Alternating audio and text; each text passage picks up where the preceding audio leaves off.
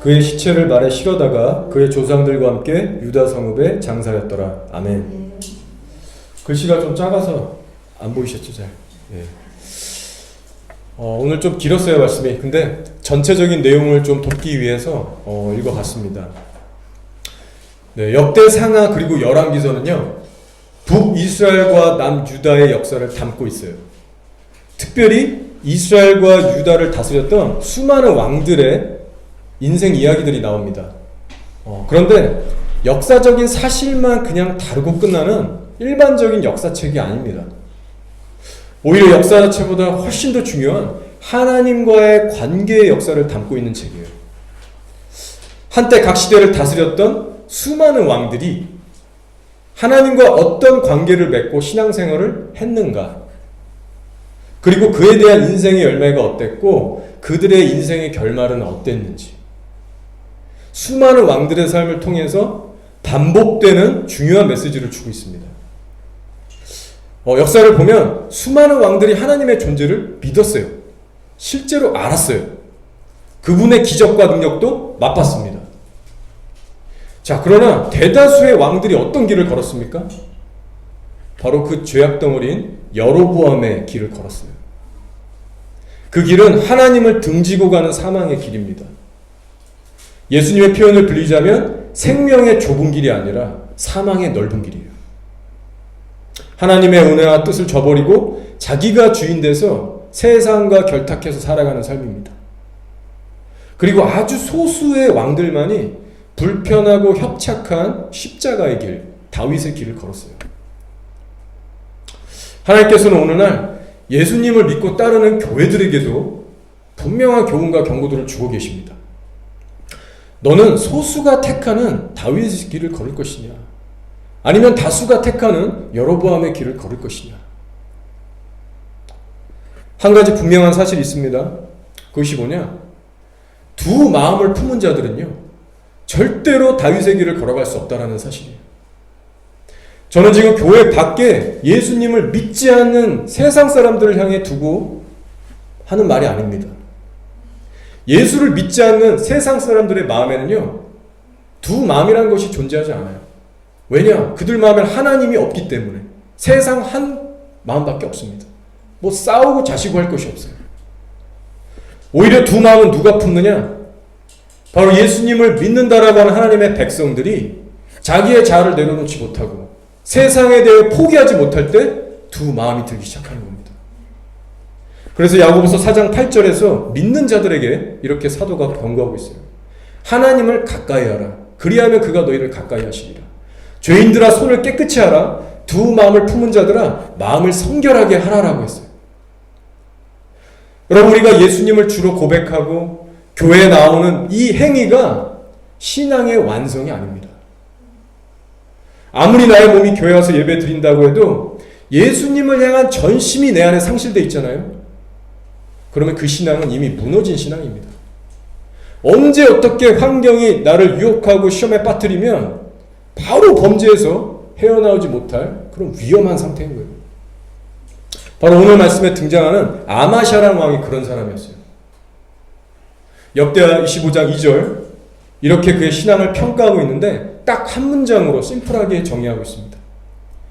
아마샤가 여호와께서 보시기에 정직하게 행하기는 하였으나 온전한 마음으로 행하지는 아니하였더라. 여러분, 이 짧은 한 문장의 평가로 인해서 아마샤의 앞으로의 인생이 어떻게 전개될 것인지, 그리고 그의 인생의 종말이, 결론이 어떻게 끝날 것인지 우리 쉽게 예측해 볼 수 있습니다. 그 근거가 뭡니까? 그가 정직하기는 했으나 온전하지는 아니하였더라. 아마샤에게는요, 하나님을 향한 온전함이 없었어요.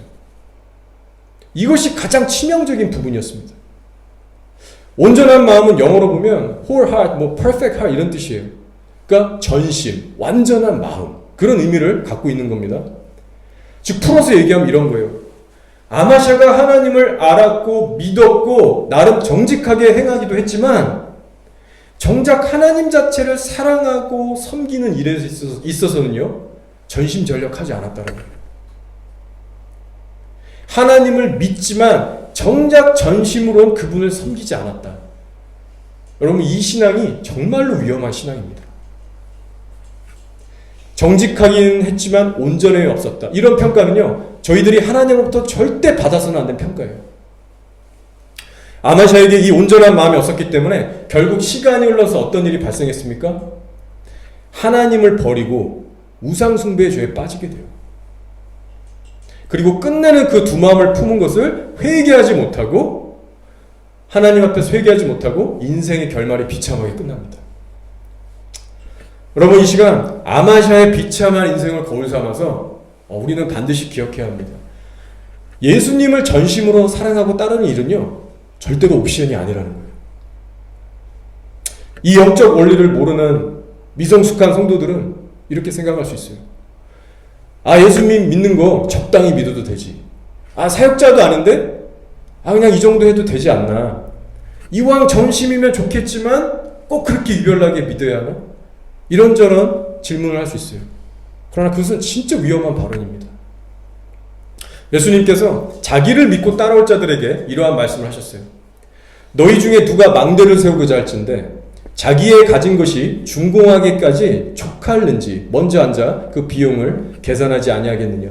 그렇게 아니하여 그 기초만 쌓고 능히 이루지 못하면 보는 자가 다 비웃어 이르되 이 사람이 공사를 시작하고 능히 이루지 못하였다 하리라라고 하셨어요. 예수님께서 이 메시지를 통해서 주시는 말씀은 분명합니다. 사람이 하다못해 망대를 세울 때도 정말 앉아서 진지하고 심각하게 고민하지 않느냐. 내가 가진 재산, 시간, 에너지, 인력, 이 모든 것들을 통해서 과연 내가 이 망대를 끝까지 완공할 수 있을까? 아니면 중간에 자원이 떨어져서 스탑되게 될 것인가? 진지하게 생각해 본다는 거예요. 근데 하물며 세상을 버리고 나의 자신을 부인하고 나를 따라야 되는 이 천국의 복음에 대해서는 왜 그런 각오가 없느냐? 그저 그런 부실한 결단과 각오로는 절대로 너의 십자가를 가지고 나를 따라올 수 없다. 불가능하다라고 말씀하신 거예요. 우리가 기억해야 할 것은 예수님께서 우리를 부르신 첫 부르심부터 전심을 요구하셨다라는 겁니다. 그리고 그 전심은요, 자기 십자가가 없이는 도저히 나올 수 없는 마음이에요. 오늘날 우리 믿는 자들이 자주 사용하는 단어들 중에 사명과 소명이라는 단어가 있습니다. 근데 우리가 이 단어의 의미를 진짜로 잘 알고 쓰는지 모르겠어요. 저보다 한 분 더 잘 아실, 여러분 이미 아실 겁니다. 이 소명, 사명, 명자는요, 한자로 목숨, 명을 쓰고 있어요. 생명, 명. 그러니까 소명은 뭡니까? 영어로는 콜링이잖아요. 하나님이 우리를 콜링하실 때 콜링의 의미 자체는 내 생명 내놓고 나 따라오라, 그 뜻입니다. 처음 시작부터가 그래요. 사명은 뭐죠? 소명을 받을 때 사명이 보통 같이 오거나 후에 올 수도 있어요. 사명 역시 생명을 내놓고 하나님의 뜻을 감당한다는 뜻이에요. 그러니까 이래나 저래나 신앙생활은요, 생명 내려놓고 하는 겁니다. 이게 되게 복음적인 메시지인 거예요. 이 시간 우리가 예수님을 사랑한다고 말은 하지만, 그리고 실제 어느 정도 예수님을 사랑하는 마음들은 다 있겠지만, 정말 주님을 사랑하는 그 마음이 얼마나 있는지, 또 헌신하고자 하지만 그 헌신하고자 하는 수준이 얼마만큼인지, 그것을 진지하게 돌아보길 원합니다. 오늘 말씀으로 돌아갈게요. 성경이 이르기를 아마샤는 하나님 앞에서 정직하다라는 평가를 받았어요. 여러분, 사람이 정직하다라는 것은요, 좋은 겁니다. 그 자체는 결코 나쁜 게 아니에요. 그러나 정직한 행동 자체가요, 신앙의 완성은 결단코 아니라는 것입니다. 오늘 말씀을 보면 아마샤 통치의 초기 시절에는 나름 순종하는 모습을 보였습니다. 에돔 사람들과 전쟁하려고 북이스라엘 지파 사람들을 돈 주고 고용했어요. 그러나 선지자가 와서 경고합니다. 하나님께서 당신이 고용한 북이스라엘 사람들과 함께 하시지 아니하니 그 사람들 돌려보내라. 만약에 그 패역한 무리들과 함께하면 당신 반드시 전쟁에서 엎드려 죽게 될 것이다. 경고했어요. 그때 아마샤가 갈등합니다. 내가 이미 수많은 돈을 지불하고 사왔는데 이거 지금 돌려받지 못한 상황인 거예요. 엄청 갈등하고 고민하다가 결국에는 순종을 하게 됐죠. 정말 잘한 겁니다. 이때 돈을 포기했어요. 그리고 믿음을 발휘해서 자기의 그 얼마 안 되는 군대를 이끌고 전쟁에 나가서 승리하게 됩니다. 하나님께서 큰 은혜를 베풀어 주신 거예요. 자, 근데 드디어 문제가 터지게 됩니다. 성경이 말씀하기를 에돔 사람들을 죽이고 돌아올 때 세일 자손의 신들을 가져와서 자기의 신으로 세우고 그것들 앞에 경배하며 분향했다라고 했어요. 이 말씀을 보시면요, 이 아마시아의 행동이 상식적으로 지금 이해가 안 가는 거예요. 나름 믿음의 모습을 잘 보여줬는데 보통제도 아니라 우상단지를 모시고 와서 그 우상 숭배를 하는 거예요. 정말 상식적으로 인간적으로 갑자기 이해가 안 갑니다. 그러나 여러분, 참 감사하게도 성경은 늘 사전에 우리에게 힌트를 주고 있습니다. 자, 2절의 말씀이 뭐였죠? 정직하게는 행하였으나 온전한 마음으로 행하지 아니하였더라. 아마샤가 왜 갑자기 우상숭배죄에 빠졌는가? 이 말도 안 되는 이 배도의 죄를 어떻게 저질렀는가? 2절이 말씀해 주고 있는 겁니다. 이미 예전부터 하나님을 향한 온전한 마음이 상실되어 있었기 때문에 상황만 어떻게 주어지면 세상적으로 확 기울어버리는 마음에 그 위험성이 있었던 거예요. 이것이 바로 오늘날 두 마음을 품고 교회 와서 예수님을 믿는다라고 하는 모든 성도들 안에 있는 위험성입니다. 여기서 잠깐 우상숭배죄에서 언급하면요, 골로새서 3장 5절에 이렇게 얘기하죠. 탐심은 곧 우상숭배니라. 우리가 굳이 어떤 우상 조각상 앞에 경배하고 절하는 것이 우상숭배가 아니라 이 세상 가치관대로 따라가는 삶 자체가 우상숭배 죄입니다. 내 육신의 눈이 원하는 것들, 내가 말하고 싶은 대로 말하고 내 마음이 원하는 대로 따라가는 그 삶, 이것이 우상숭배의 본질이에요. 그 대상이 돈일 수도 있고 자녀일 수도 있고 배우자일 수도 있고 이성 친구일 수도 있고 명예나 쾌락, 이 땅에 속한 모든 것들이 그 죄의 본질입니다. 그러나 만약 우리 안에 예수의 영이 있으면 두 법이 싸우게 돼요. 성령의 법과 육신의 법입니다. 이 치열한 전쟁을 날마다 전력을 다해서 하지 않는 사람은 반드시 세상의 법 아래로 끌려가게 됩니다. 예수를 믿지만 정작 맺어지는 열매는 육신의 열매가 나오게 되어 있어요. 자, 그러나 하나님께 온전한 마음을 가진 사람들은요, 완벽하지는 않지만 죄에 대해서 절대로 만만하게 보지 않고 오히려 미워하고 대적하며 사는 사람들이에요. 자, 말씀으로 돌아갈게요.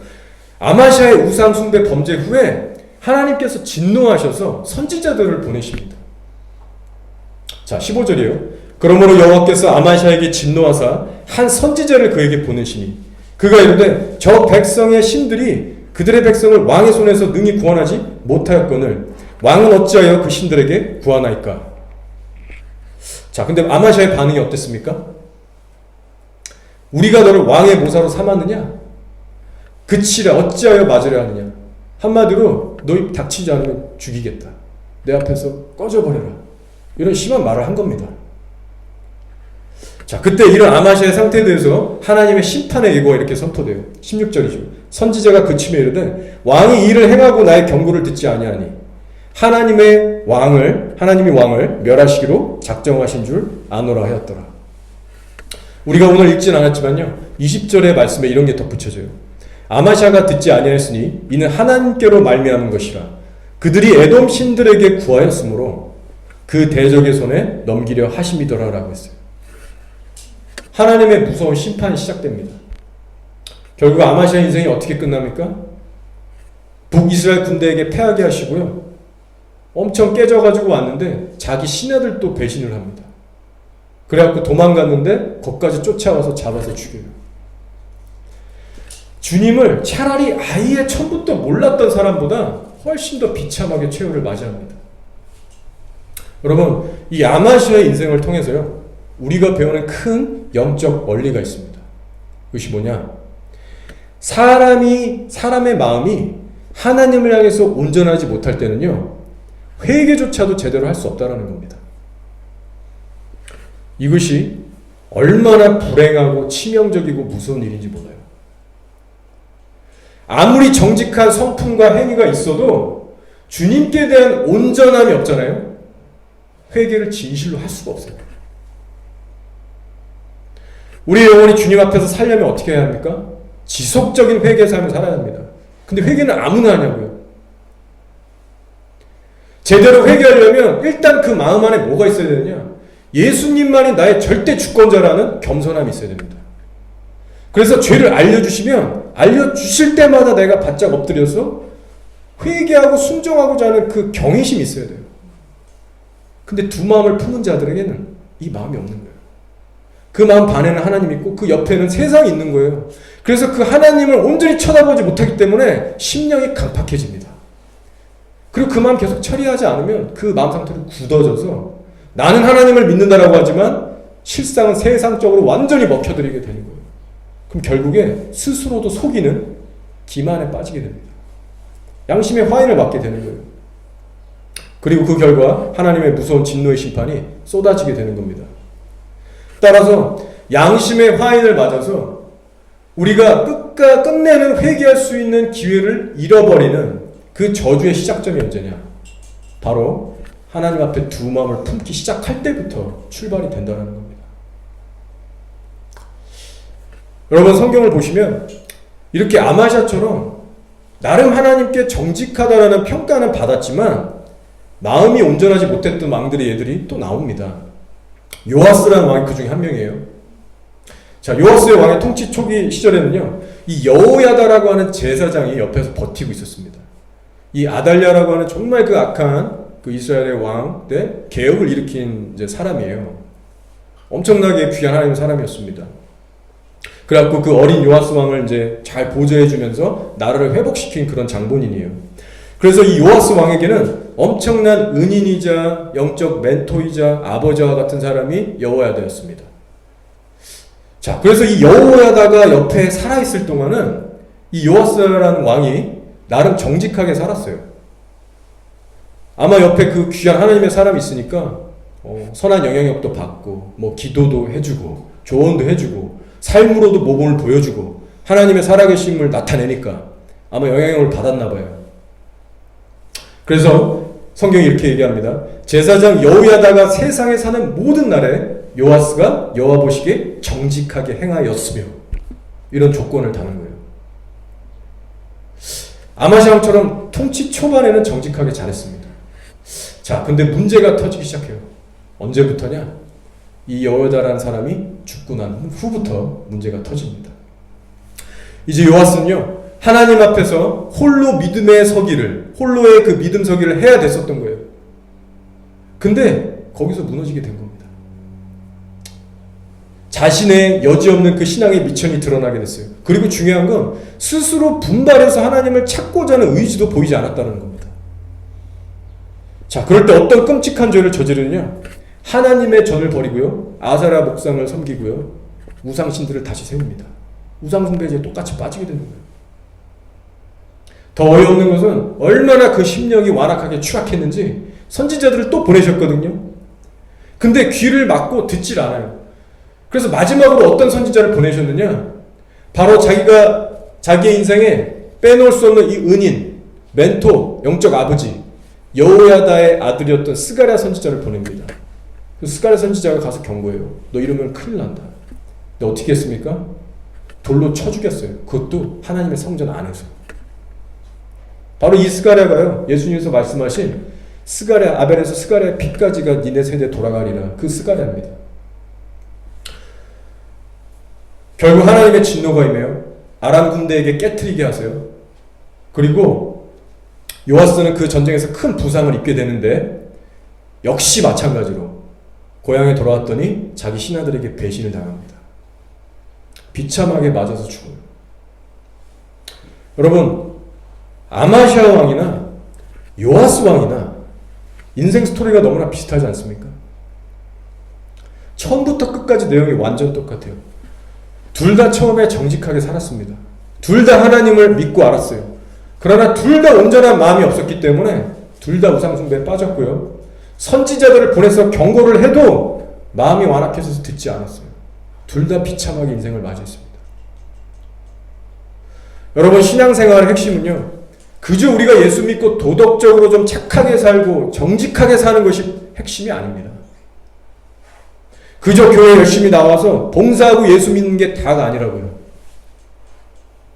우리 안에 정작 예수 그리스도를 향한 전심이 없으면 일시적인 선행이나 도덕적 열매는 있을지라도 우리가 감당할 수 없는 시험과 유혹이 올 때 하나님과의 관계를 지탱해 주지 못해요. 따라서 잠언에서도 모든 지킬 만한 것 중에 더욱 네 마음을 지켜라. 생명의 근원이 이에서 남이니라라고 했어요.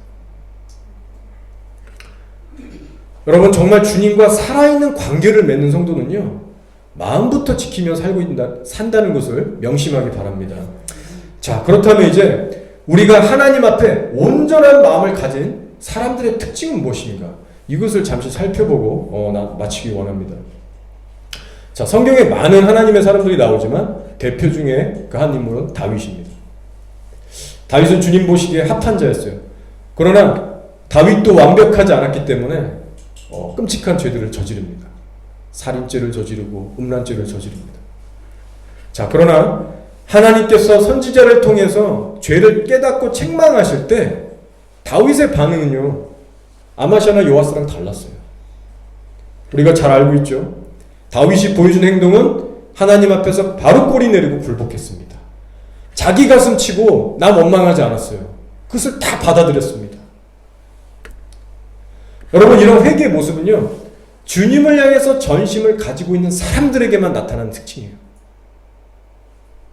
이런 자들에게는 하나님께서 두세 번씩 선지자를 보내고 반복해서 말씀하시는 수고가 덜어집니다. 하나님 입장에서 되게 편하신 거예요. 한 번 말하면 알아듣는 겁니다. 그래서 그 결과 다윗은 늘 주님 앞에서 부드러운 심령을 유지할 수가 있었어요. 순종에서 순종으로, 회개에서 회개로 이어지는 삶을 살았습니다. 여러분, 이게 얼마나 큰 축복인지 몰라요. 오늘날 우리의 마음이 얼마나 주님께 헌신되어 있는가, 그것을 알 수 있는 방법이 이겁니다. 내가 얼마나 주님 앞에 엎드려서 회개를 잘하고 있는가. 자, 그리고 회개와 더불어서 우리가 짚고 넘어가야 할 사항이 있습니다. 바로 다윗처럼 정말 전심으로 하나님을 사랑하는 자들은 왜 이렇게까지 철저하게 하나님 앞에서 회개를 했고 절대 그냥 넘어가지 않았는가?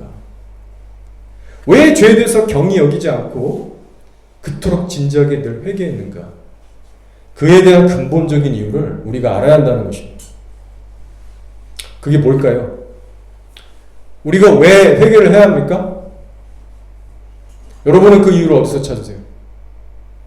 단순히 하나님의 심판이 두려워서 하세요? 불지옥에 떨어질까봐? 단순히 벌을 받을까봐? 물론 그것도 맞는 이유가 되지만 전부는 아닙니다. 하나님이 우리에게 요구하시는 전부는 아니에요. 여러분, 우리가 하나님 앞에서 철저한 회개를 해야 하는 이유는요, 다른 것이 아닙니다. 바로 죄로 인해서 하나님과의 친밀한 관계가 떨어지는 것, 분리되는 일이에요. 그것이 너무나 두렵고 끔찍해서 우리가 죄를 회개하는 겁니다. 예수님께서 겟세마네 동산에서 피땀 흘려 기도를 하셨죠. 근데 왜 그렇게까지 기도하셨을까요? 단순히 십자가의 그 찢기는 육체적인 고통을 위해서 주님이 두렵고 몸을 부들부들 떨게 아니십니다. 예수님이 두려워하셨다는 건요, 십자가 상에서 먹구름이 하늘에 끼고 그 죄가 온몸에 쏟아져서 그 죄 때문에 영원한 하나님 아버지의 관계에서 완전히 분리되는 그 순간이 두려우셨던 거예요. 그래서 그때 예수님이 십자가 상에서 외치시잖아요. 주여 왜 나를 버리시나이까? 아버지 왜 나를 버리시나이까? 하나님과의 그 친밀한 관계가 죄로 인해서 나에게 떠나갈 때 그게 그 영혼의 가장 큰 고통이 됐다는 겁니다. 전심으로 찾는 주의 사람들에게는요, 반드시 이 마음이 있어요. 여러분은 어떠십니까? 저도 이 설교를 준비하면서 다시 한번 이 질문을 제 스스로에게 던졌는데 정말 너무 중요한 질문이더라고요. 우리가 정말 하나님을 사랑해서 회개를 하느냐? 내 안에 계신 성령님을 근심시키고 싶지 않아서 그 하나님을 정말 사랑하기 때문에 내가 그래서 죄를 회개할 수 있는 그 마음, 이것이 하나님을 정말 기쁘시게 하는 마음이에요. 그래서 다윗이 밧세바를 취하고 우리아를 죽인 후에 회개하는 내용이 시편 51편에 나옵니다. 그 말씀 중에 이런 말씀이 있어요. 하나님이여 내 속에 정한 마음을 창조하시고. 그럼 집중해서 한번 들어보세요. 다윗은요 지금 다른 거 구하지 않습니다. 마음의 회복을 기도하고 있어요. 내 안에 정직한 영을 새롭게 하소서. 나를 주 앞에서 쫓아내지 마시며 주의 성령을 내게서 거두지 마소서. 주의 구원의 즐거움을 내게 회복시켜 주시고 자원하는 심령을 주사 나를 붙드소서. 여러분 다윗의 기도 초점이 지금 어디 있나요? 바로 하나님과 마음을 나눌 수 있는 관계의 회복을 위해서 기도하고 있어요. 친밀한 관계 회복에 초점을 둔 기도입니다. 하나님이여 내 속에 정한 마음을 창조하시고 내 안에 정직한 영을 새롭게 하소서. 바로 죄로 인해서 더럽혀지고 황폐해진 자신의 마음을 위해서 기도했습니다. 단순히 내 살인죄를 용서해 주십시오. 음란죄를 용서해 주십시오. 나 지옥 보내지 마십시오. 이런 기도만 했던 게 아니었어요. 하나님과의 친밀함을 회복하기 위해서는 먼저는 죄의 본질인 그 마음 상태가 회복돼야 되기 때문에 마음의 회복을 위해서 기도했던 겁니다. 그러면서 주의 영을 내게 거두지 말라고, 주님의 임재를 나에게서 떠나지 말라고 하나님 자체를 구했어요. 그리고 그렇게 하나님 자체를 사모했던 다윗을요 하나님께서 너무나 이뻐하셨습니다. 다른 한 예를 좀만 살펴볼게요. 이런 귀한 다윗의 중심이요 우리 모세에게도 있었습니다. 하나님께서 이스라엘 백성들을 출애굽시키고 나서 얼마나 또 그 과정 속에서 많은 은혜를 주셨습니까? 수많은 기적들과 은혜를 베푸셨어요. 자, 근데 모세가 하나님 만나러 산에 올라갔죠. 시간이 오래 흘렀습니다. 정말 순식간에 그들의 마음이 변질돼서 금송아지가 나왔어요. 우상 숭배했어요. 그때 하나님께서 너무나 속이 상하시고 분노하셔서 모세의 생명건 중보기도 때문에 죄 자체는 용서해 주셨지만 벌을 주셨고 또 이렇게 말씀을 하십니다. 내가 너희의 조상에게 약속한 대로 그래 가나안 땅에는 보내줄게. 근데 나는 너희하고는 함께 가지 않을 거야. 하나님의 임재는 떠난 거예요. 그때 모세의 반응이요 하나님을 감동시킵니다. 모세가 뭐라고 했죠? 주께서 친히 가지 아니하시려거든 우리를 이곳에서 올려보내지 마옵소서라고 했어요. 모세한테는 가나안 땅의 축복보다도 어떤 그 땅에서 누리게 될 비전, 사명, 열매보다도 하나님 자체가 더 소중했던 겁니다. 차라리 우리가 이 썩어질 광야에 있을지언정 하나님과 함께라면 여기가 좋사옵나이다. 그 고백을 했던 거예요. 여러분 전심으로 하나님을 사랑했던 사람들은요 모두 이런 귀한 마음을 가지고 있었다는 겁니다. 이것이 바로 온전함이에요. 전심인 거예요. 말씀을 정리하겠습니다. 여러분 우리가 기억해야 될 것이 있어요. 우리의 마음이 하나님 앞에 온전하지 못하더라도 하나님께서는 우리들에게 이런저런 모양의 축복들을 주실 수 있다는 겁니다. 마치 아마시아 왕의 초기 통치 때 그의 마음은 온전하지 못했지만 이스라엘이란 나라 자체는 굳건하게 세워주신 복이 바로 그런 케이스입니다. 하지만 하나님의 마음은요 조마조마하시고 걱정하셨어요. 왜? 아마시아의 마음이 온전하지 못했기 때문에. 언제 어떻게 돌변할지 모르기 때문입니다. 따라서 여러분 우리 기억해야 합니다.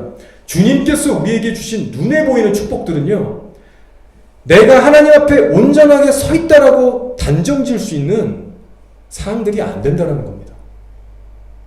증거가 될 수 없어요. 여러분 오늘 설교 내용 복잡한 거 아무것도 없습니다. 자, 이론적으로는 쉬워요. 그러나 정작 하나님을 향한 우리의 마음이 어떠한가? 우리가 믿는 예수님은 인격적이신 분입니다. 마음과 마음을 나누기 원하시는 분이세요. 우리의 전심을 원하는 거예요. 왜냐하면 주님은 아시는 거예요. 그 첫 계명이 이루어지는 삶을 살지 않으면 끝까지 십자가 지고 좁은 길 따라갈 수 없다. 다윗의 길을 걸어갈 수 없다. 여러분의 삶에 성령이 주신 은사, 사명, 축복, 심지어는 열매들까지 넘쳐난다 할지라도 여러분 그것을 초월하셔서 여러분의 깊은 심령 안에 하나님을 향한 온전함이 있는가, 이것을 우리가 확인해야 합니다. 과연 나는 온전한 마음으로 행하고 있는가? 주님은 나에 대해서 어떻게 평가하고 계신가? 우리의 남은 인생 정말 주님 앞에 설 때까지 그 온전함으로 끝까지 지켜내며 싸우는 저희 되기를 주님으로 축원합니다.